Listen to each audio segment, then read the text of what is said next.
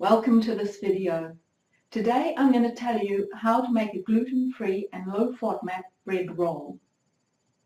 My name is Suzanne Perezzini and I'm the author of 2 low Fodmap cookbooks and the creator of the Inspired Life low Fodmap coaching program.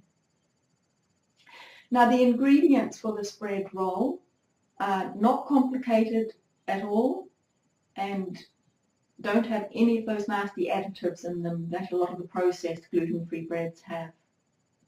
So we start off with 2/3 of a cup of olive oil. Now you might want to reduce that. Try it at 2/3 of a cup the first time, but you might want to use a little bit less in the future.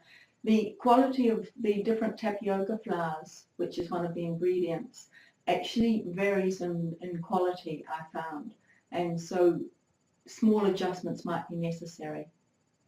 We start with 2/3 of a cup of olive oil, then there's a cup of water and a teaspoon of salt, 1.5 cups of white rice flour, 1.5 cups of tapioca flour, and 2 eggs.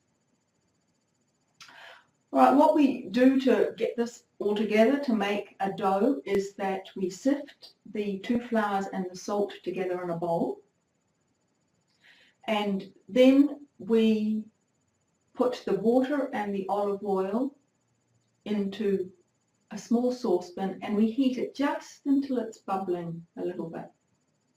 And we take that off the heat and we add the flour mixture to it. Now this will create quite sort of a gummy dough, because tapioca flour, when it's heated with water, creates a dough, and this takes the place of the gluten in the normal wheat flour to hold it all together. So you can't substitute the tapioca flour for another flour. Right, so once this is all kind of amalgamated into this gum, you then add your 2 eggs. Now you're going to have to work a little bit hard at this point to get those 2 eggs sort of integrated right into the dough. So don't think you've done something wrong, you haven't. Just keep mixing and prodding and poking until it all kind of comes together into a fairly homogeneous dough. It mightn't be completely homogeneous, there might be kind of bits of lumps of this and that. Don't worry too much about that, it's still going to work. Once you've done that, get out a baking tray and put some baking paper on it. Cut up the dough into about 6 pieces and mound the dough into the shape that you want when it's finished, because it will not change shape. It won't rise, it won't sink, and it won't spread. It will be more or less exactly as you put it on the baking paper. So if you're wanting to make hamburger rolls, then make them exactly that shape. Alright, then you put them into the oven that you preheated at 180 degrees centigrade or 350 degrees Fahrenheit, and just cook them for about 35-40 minutes. Now they will still be gummy inside, so don't think if you break one open that it's not cooked. They are cooked. If you continue to cook them any longer, they're going to turn out to be bricks. But if you cook them just for that right amount, so they're a little bit gummy still inside, but crisp on the outside, a little bit brown. They don't get really, really brown, but a little bit brown. Then they're going to be really delicious.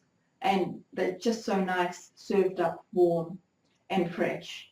So if you make up a batch and you only use 1 or 2, then I suggest that you put them into individual plastic bags and freeze them. And that means that when you want one, you pull it out, pop it in the microwave for about 40 seconds, and it will be exactly like new, just straight out of the oven.